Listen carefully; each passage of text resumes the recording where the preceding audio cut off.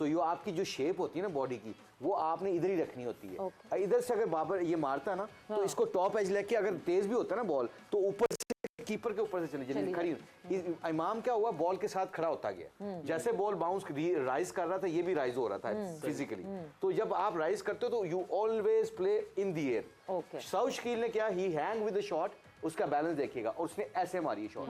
अब ये जो वेट है ना, अगर इस पे टॉप एज लगता है तो कीपर के ऊपर से जाता है, अगर टॉप एज लगता है तो इधर बीच में गिरता है। इस टेक्निक के ऊपर आप गंदी शॉट मारने के बावजूद भी प्रोटेक्ट हो जाते हैं, जबकि आप उठने शुरू हो जाते हैं तो बॉल ऊंचा जाता है, लंबा नहीं जाता। तो टेक्निक का तो मसला नहीं है, इमाम का इतने अरसे से खेल रहे हैं सब जानते हैं, लेकिन क्या गलती इज दैट करेक्ट? बिल्कुल ठीक कह रहे हैं, क्योंकि आप बैलेंस बहुत जरूरी है। आप देखें, आप किसी भी बैट से पूछ लें, दुनिया के पुराने भी और नए भी, वो आपको बैलेंस के बारे में ज़रूर बात करेंगे। आपका बैलेंस जहाँ अच्छा होगा, आप लकी हो तो बच जाएँ, वो अलग बात है। अगर बैलेंस ख़राब हो गया तो आप ज़रूर मुश्किल में आएंगे। आप मुशी भाई बॉलर हैं, इनकी रिस्ट है, अगर इनकी रिस्ट टूट जाए तो यहाँ आप बॉल करना चाहते हैं वहाँ ये नहीं कर पाएंगे। इसी तरह हमारा बैलेंस अगर सही नहीं है तो जहाँ हम खेलना चाहते हैं वहाँ नहीं खेल सकते, मुश्किल हो जाएगी। अनलेस कि आपकी गुड लक हो, आप कीपर के ऊपर से चला गया या दो बंदों के दरमियान में गिर जाए, वो एक और चीज़ है।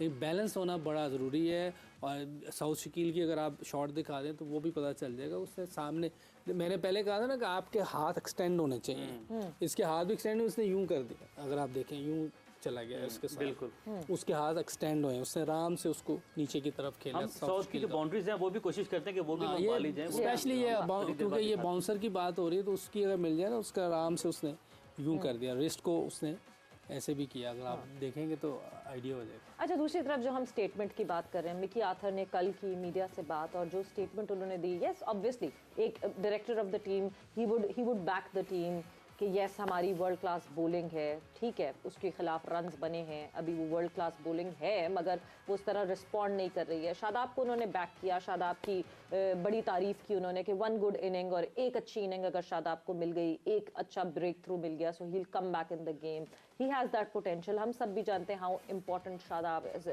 मगर साथ ही साथ उन्होंने ये कहा कि I am back for the unfinished business of 2019, because 2019 में हमारे साथ हुआ यही था कि हमने एक जो वेस्ट इंडीज़ के खिलाफ जो हमारा पहला मैच था वो हमारे गले पड़ गया था क्योंकि हमने वो इतनी बुरी तरह हारा था। बट 2019 की जब हम बात करते हैं और अभी के स्क्वाड की हम बात करते हैं, we lack a lot of experience. Babar Azam is the only batter in this team जिसने 100 ODI खेले हुए हैं, इसके अलावा कोई प्लेयर नहीं है जिसने 100 ODI खेले। तो थोड़ा सा मिस आउट कर गए मिकी इस बात पे कि हमारे पास बहुत एक्सपीरियंस था 2019 में। आई थिंक बिकॉज जो मिकी का पॉइंट ऑफ व्यू था उसमें वाकई आपकी बात है, शुएब मलिक थे, हफीज थे, ये 3-4 आपके जो मेन सरफराज, मोहम्मद आमिर, हारिस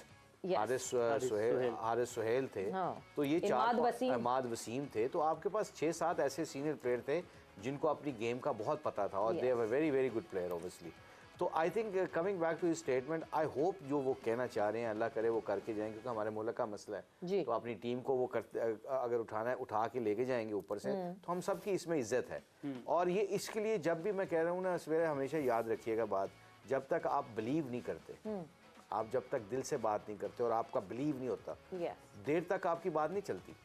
अब प्लेयरों को भी पता चल जाता है कि अगर मैं प्लेयर ड्रेस रूम में खड़े होकर मैं खुद प्लेयरों के ऊपर बिलीव नहीं करूंगा और मैं खुद अपने 1-2 मैचों के बाद मेरी अपना डिसीजन मेकिंग में डिफरेंस आ जाएगा, तो जितने भी ड्रेस रूम में बैठे लड़के होंगे ना, वो क्वेश्चन करेंगे, शायद मुंह पे ना करें, दिल में जरूर करेंगे। मतलब सेल्फ डाउट होगा तो एवरीवन 100%। और उन्होंने जो शादाब की बात की है, आई लाइक दैट कि हमें बैक करना चाहिए। But in same time you ask me that question कि वो एक बंदा बहुत अच्छा कर रहा है, उसका फिर बारी बनती है। सो ये बैलेंस बना के चलना पड़ता है आपको। और ये I am sure you know Mickey का एक्सपीरियंस भी है, यू नो लाइक ही मतलब उसने बड़े अच्छी टीमों की कोचिंग की हुई है।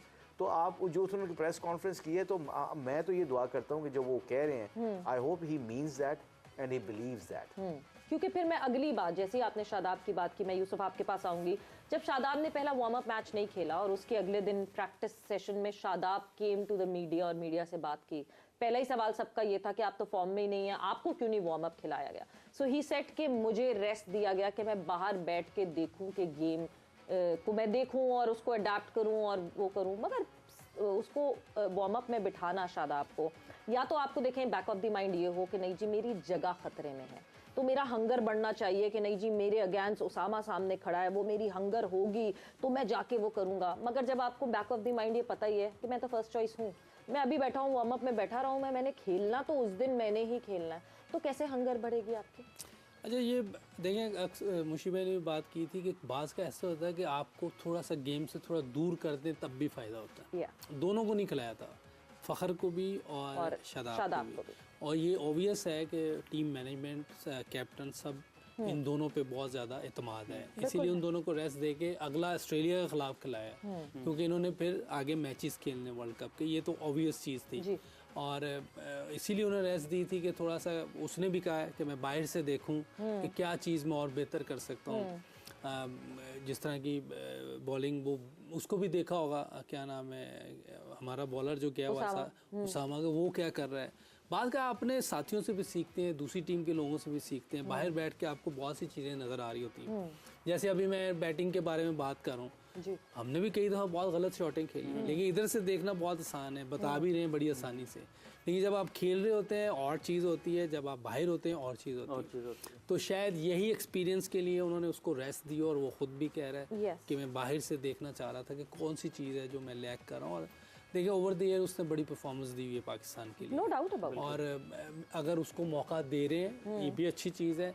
और आपके पास 9 मैचेस हैं, खुदा ना खास्ता अगर ये 1-2 मैचेस में, 2-3 मैचेस में नहीं देता तो टीम मैनेजमेंट ऑब्वियसली उसको चेंज करेगी। और इस 9 मैचेस में अलग अलग कॉम्बिनेशंस खिलाने पड़ेंगे, because as we speak further एक जो अपडेट है वो मेरे जहन में अचानक से आ गई है। हम शुभमन गिल की बात कर रहे थे, Shubman Gill is out from the first match of India that India would be playing against Australia I believe, और ऑस्ट्रेलिया के मैच के against Shubman Gill would not be available because उनको डेंगू वायरस हुआ है। अभी तक तो ये सर्टन नहीं हुआ है कि वो खेलेंगे कि नहीं खेलेंगे, मगर ये है कि he would not make it for the first 2 games. बिल्कुल। और ऑस्ट्रेलिया के स्टोइनिस भी इंजर्ड हो गए। यस, दूसरी तरफ मार्कस स्टोइनिस की भी ये खबर आई है that he is injured as well. So ये इंजरीज की खबर तो आ रही है, मगर फिर वही कॉन्वर्जेशन पे घूम के आ जाते हैं, बैकअप बैकअप बैकअप। वहाँ टीम इंडिया की अगर आप बात करें, वो ऊपर ईशान किशन को खिलाते रहे, वो ओपनिंग में केएल को भी ओपनिंग का एक्सपीरियंस है, ईशान को भी ओपनिंग का एक्सपीरियंस है। अगर तो शुभमन गिल अचानक से उस मिक्स में से गायब हो गए, दे हैव एन ऑप्शन जिसको वो लगातार खिलाते रहे हैं कि वो आए और वो कहते हैं ना ऑटो प्ले, कॉपी पेस्ट आप कर लें और आके प्लेयर शुरू हो जाए। इसमें जो मुझे लगता है कि राहुल द्रविड़ ने जो अंडर 19 में बहुत काम किया, उसमें जो उसने किया था, जो मुझे नज़र आता है, जो उसकी अंडर 19 की टीम में भी मैं देखता रहा हूँ, वो 40 या 45 प्लेयर उसने लिए थे सारे इंडिया से, उनको रोटेट करता रहता। जब बड़ा टूर्नामेंट आता था, जो उनको नज़र आता था कि ये हमारे मेन प्लेयर हैं, उनको वो खिलाता था। अगर आप देखें उसने कितने प्लेयर उसके टाइम पे हैं, जीते भी हैं, अभी भी उसने यही किया है। अब आप देखें वो रोटेट करता रहा, जहाँ हल्की टीमें आती थी, वेस्ट इंडीज़ या बांग्लादेश या कोई भी, उधर वो रोटेट करता था, दूसरे प्लेयर्स को चांस देता जिन पे नज़र थी उनकी फर्स्ट क्लास के, या रणजी ट्रॉफी जो उनकी होती, उधर से जो प्लेयर परफॉर्म किए हुए थे, कितने ही लड़कों को उन्होंने खिलाया, कितने बॉलर्स को खिलाया उन्होंने। और देखें जब एशिया कप आया वर्ल्ड कप से पहले, एकदम उन्होंने अपनी सारी टीम, सेटल टीम जो है वो दुनिया के सामने, क्योंकि उससे पहले वेस्ट इंडीज़ में ये खेले हैं,